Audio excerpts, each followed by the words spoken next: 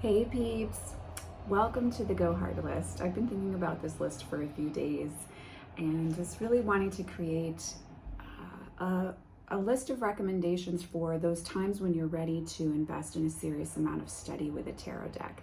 So this list is only going to be tarot decks. Depending on if everybody likes this little list, I will consider doing an oracle deck version as well, because you can certainly dive into an in-depth study with an oracle deck too. And of course, any deck can become a study deck. So if your favorite study deck isn't on this list, it doesn't mean that it's not a worthy player in the tarot structure and tarot universe. But I do find that there are times when you feel called to study at a deeper level various tarot decks. And usually it's a time when you're looking for more substance in your practice, or you're moving through something and you want to have a larger understanding of yourself and your world. So this list is for individuals who are already versed in Rider-Waite-Smith structure and symbolism within tarot. I would certainly say if you're completely new to tarot, then I want to encourage you to work with a book like Kim Huggins's Tarot 101 or 78 Degrees of Wisdom. Go and explore the structure of Rider-Waite-Smith so you have that really firm background and foundation, absolutely. So this list is for if you've already gotten comfortable with Rider-Waite-Smith and you're looking for something else to sink your teeth into over a period of time. I'm going to recommend a few different books as I go along that are meant to be worked with. And I do have one deck on this list that I currently do not have a copy of because I gifted my most recent copy, and that is the Hermetic Tarot. I love the Hermetic Tarot. If you're looking for a deck with really deep occult symbolism and its own structure, but that also marries with Rider-Waite-Smith symbolism, that is a beautiful deck to work with and to study with. I just don't have a physical copy on hand right now. So kind of to start the list would be the Hermetic Tarot. I really, really love the world you can fall into with that deck. It's very, very enjoyable to connect with, and it's one of my sweetest decks to read with, especially when I'm looking to understand my own spiritual path at a deeper level. So the Hermetic Tarot is definitely recommended on this list. And you can work with, so for any of these decks, you can work with Tarot 101 by Kim Huggins. I actually really strongly recommend this if you're looking for an in-depth, serious study with homework. Kim gives you homework in each of the chapters here. It's extensive homework, it's serious homework, it's real homework. This book, which this is not my original copy, unfortunately, but my original copy was well studied back in the day, like dog-eared notes everywhere, highlights everywhere. I did a lot of work with her homework in this book, and it made a huge difference for me. It was far more impactful than any of the other Intro to Tarot books that I had worked with. So I really recommend Tarot 101 if you want something structured with a lot of homework to really help you get comfortable and acquainted with your tarot deck. And you can use it to an extent with other kind of Rider-Waite-Smith themed or Thoth themed tarot decks to get more comfortable with that structure as well. So the next deck on the list doesn't have an additional book to connect with it, I don't believe, at least not that I'm aware of, but it's the Night Sun Tarot by Fabio Listrani. You guys know how much I love Fabio's decks, and I think this deck has a very lovely, I shouldn't say lovely, but a really nice occult flair to it that encourages you to dive deep and work with it at an occult symbolism level. I do also apologize because it's ridiculously humid here and about to start thunderstorming, so I had to turn off the fan and AC in order to record, so I'm a little bit shiny. But the Night Sun Tarot by Fabio Listrani is a beautiful one to work with from elemental symbolism, the Kabbalah, the tree of life associated with the Kabbalah, obviously. Any type of occult workings. You can also work with some of the symbolism in regards to Crowley's chosen symbolism within the Thoth Tarot. There's a lot of different ways that you can dive into different forms of occult study. And Fabio does tease that in the little white book. So you can find yourself going off on all different little rabbit hole journeys just in regards to some of the symbolism in this deck. So I have trimmed this deck and I have edged it in black, so it is going to look different if you purchase it now. This deck's available for purchase on Amazon, but I really like the Night Sun Tarot for that kind of meatier tarot work where you want to do research, you want to take notes, you want to sit with crafting spreads that are a little more nuanced and intentional than just what do I need to know today. The Night Sun Tarot is a really nice one to start with. Next on my list is the Dreams of Gaia Tarot. You guys know this deck is the bane of my existence. This deck has confounded me for years. I had an original copy. I gifted it to someone. She gifted it back to me so that I could re-explore this deck. I've come to terms with the fact that you have to get to know Raven's system, which is very different than traditional Rider-Waite-Smith, and read this deck more like an oracle deck. But the guidebook is very meaty. You do need to read this guidebook if you want to actually read this deck the way that she intended. This is a first edition, so the newer editions have a different backing. But this deck is confounding, perplexing, beautiful, multi-layered, and it really does follow Raven's own association and styling within the structure. So you've got to work with the guidebook. Thankfully, she gives you a really meaty guidebook, and she really goes in depth with the guidebook meanings for the cards. So if you work with this and you study this, you'll get to know the system well, and you'll start to feel comfortable with reading the deck accurately. But I do think that you need to reference this book and work with the book unless you're going to go totally intuitive. But because this is the Go Hard study list, I think you're going to want to work with this guidebook and journal as you get to know this deck. But this is a wonderful one you can take a deep dive, couple months, couple weeks, couple months, couple years study with. I won't be getting rid of this deck again, ever. I won't make that mistake again. But it is a deck that is deep, multi-layered, and confounding. So it had to be on this list. So this is the Dreams of Gaia Tarot by Raven Phelan. Next on the list is the Abyssal Tarot. I love this deck so much. I'm so glad that I purchased this. I purchased this earlier this year and have been chatting with you all about this deck as time has gone by. Oh my gosh, this deck is beautiful for study just from the title prompts on the side of the cards and the beautiful, haunting, fluid artwork. There is nudity in this deck that just begs for creative writing, for journaling, for self-reflection, and for exploration of the water element. So if you are looking for less of an esoteric occult study and more of a creative, artistic, fluid aspect of study, then the Abyssal Tarot makes a great option for this. The card images, evoke or incite reaction, and that gives you jumping off point when it comes to journaling. The phrase on the side of each card, for instance, here with the sun, memories of time, call for and beg for journaling and storytelling around whatever that phrase brings up for you personally. It's just such a haunting, stunning, fluid water realm deck that just, you just want to sit with it and spend time with it and get to know her and hang out with her and walk with her. And so this is a beautiful deck for study and reflection, in my opinion. And I think it's really geared toward more of that water realm of intuition, creativity, artistic expression, and creative writing, again, than it is, say, esoteric or occult symbolism. But this is a beautiful, meaningful deck that I highly recommend. So that's the Abyssal Tarot. Next on the list, you guys knew this deck was going to be here. It's the Nameless One Tarot and Oracle deck. I'm working through this deck right now with a student currently, and my goodness, does this deck make you reflect, sit with your feelings, access your intuition, get really, really, not serious, but get really, really connected to nature and to elemental and astrological association within the expressions of nature.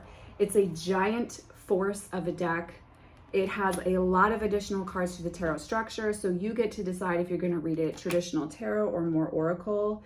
But it's absolutely stunning, stunning, stunning. Purchase, invest. I know it's a lot more money, but invest in the grimoire, because if you're looking for a study deck, the grimoire that accompanies this deck is priceless. There's so much that you can journal off of, do more research on, and craft intentional spreads with from that grimoire.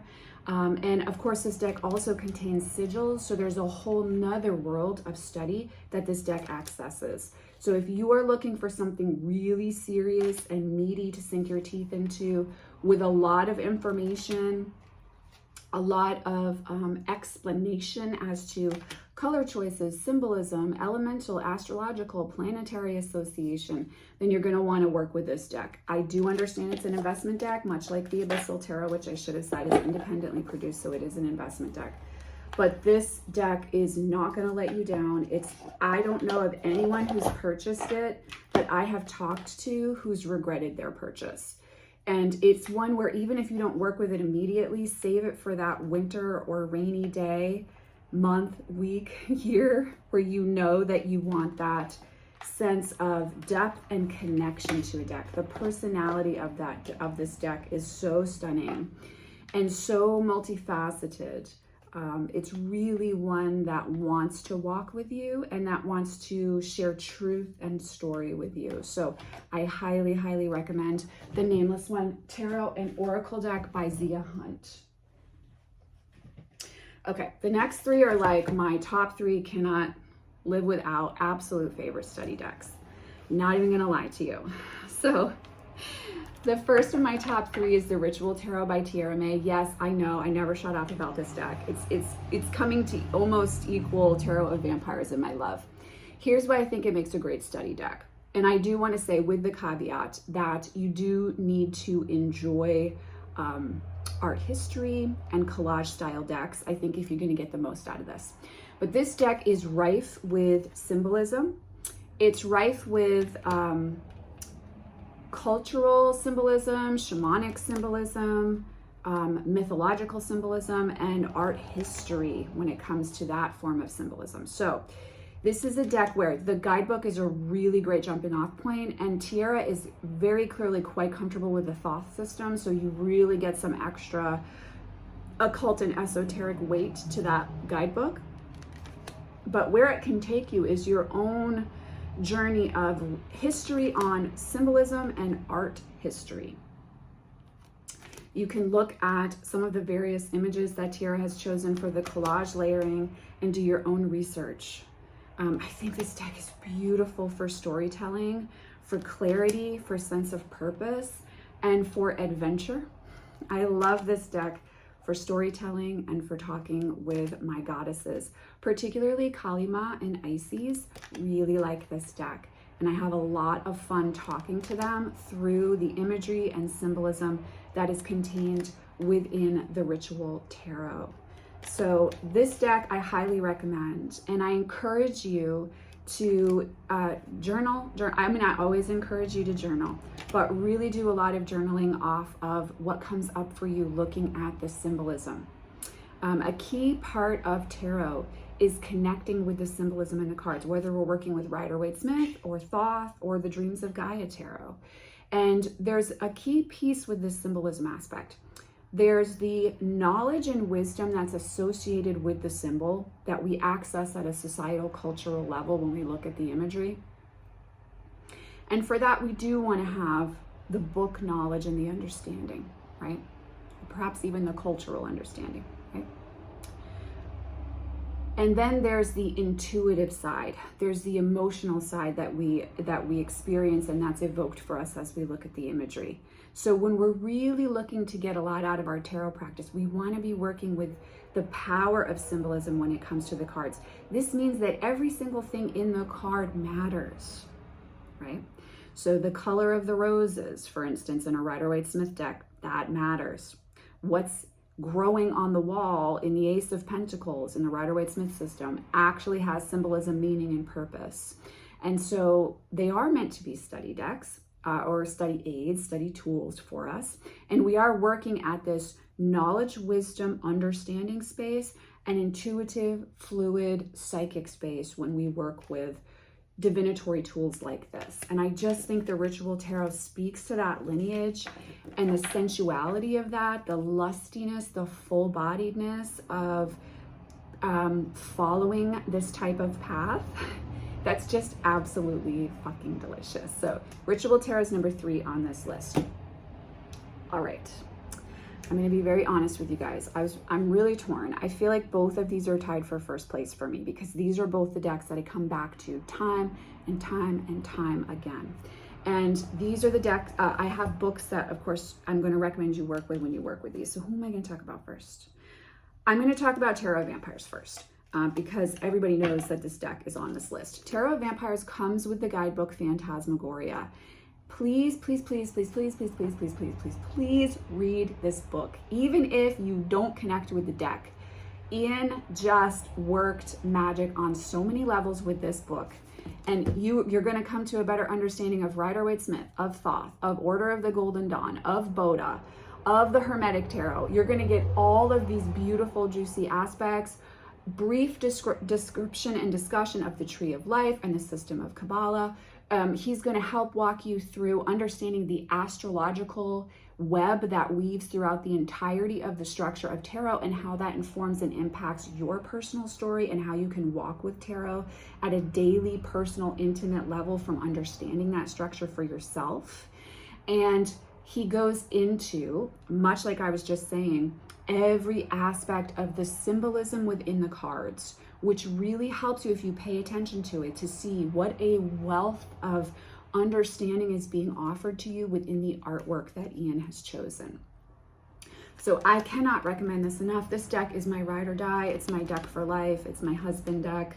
I don't want, like, if you said to me, Racine, you can only read with one deck for the rest of your life, I wouldn't even hesitate. It's Tarot of Vampires. This deck and we do everything together. I fucking love this deck. And I am well over 12 years into my practice with this deck. Or when did it come out? So I got it when it first came out. It came out in 2010. So I'm well into over 12 years with this deck. And every time I reread Phantasmagoria, which I've been doing this year every single day, I do a daily draw and I read his description and meaning within the guidebook for the cards. And every time I pull out something new, every time I'm like, how did I miss that the last 10 times I read this book? How did I miss that kernel of wisdom there around this specific aspect of symbolism within the card? So it's well worth the investment. It's an absolutely stunning deck. It's very, very special. It's very unique. As I said, even if you don't like the myth of vampires and the darkly themed artwork that Ian's created, purchase the deck, because you have to purchase the deck in order to get this book. This book is well worth the $32. I promise you, this book is well worth the $32, especially if you want to understand the history and structure of tarot. This book gives you an insightful entry point into that. Okay, final on the list. I don't talk about this deck a lot, and I've said this over the years on my channel. I think this deck has a lot of power, and I think you can study the Thoth Tarot, the Thoth Tarot, however you would like to pronounce it, for your entire life and not fully understand the level of symbolism and occult, esoteric wisdom and magical practice that's a part of this deck. The Thoth Tarot is very, very unique. It's special. It's part of our history and lineage within the gift of getting a chance to read tarot, whether we read tarot for ourselves alone or also for others. The Thoth Tarot is endless in its ability to not understand it and to have to come back to it and work and work. It's my eternal perennial study deck. I very, very, very, very, very, very, very rarely ever read for other people with this deck. If I've read for you with this deck, probably didn't charge you for the session, and you're probably very, very close to me, because I feel like I can study my whole life with this deck and research and work, and there's still something I haven't quite put my finger on. And that is the sexiest thing on earth to me. So this deck is a very, very sexy deck. It's a very naughty, dirty, divine deck. And it is one that you can study and study and study. So it's a beautiful one to have in your practice if you're someone who likes to do a lot of research, who loves occult symbolism, who loves esoteric symbolism, who's interested in the history of magic and witchcraft within human history. This is a deck that's going to give you all those sweet spots. I really recommend starting with Duquette's Understanding Aleister Crowley's Thoth Tarot book. I think that this is very helpful if you're completely new to Crowley and to what he created. And also trying to understand, coming from a Rider-Waite-Smith perspective of tarot, the differences within the Thoth deck. So I encourage you to start with this one. There's always a little white book included, but you know, Crowley was contrary in nature. So I think you also want to, you want to access multiple options when it comes to study with this deck. And I think this is a really good place to start. So this is a book I would recommend you purchase if you feel prompted to work with the Thoth Tarot after seeing this list. But this is my study list, guys. These are the decks that I come back to time and again when I want something to dive into, whether it's to distract me from my current experience or to understand myself and my experience better, and even in order to understand my own practice with tarot and the work that I do in the world as seen through the eyes of tarot itself. I hope you are doing well out there in the world. I am sending you, as always, much love and many blessings. I'll see you in the next video.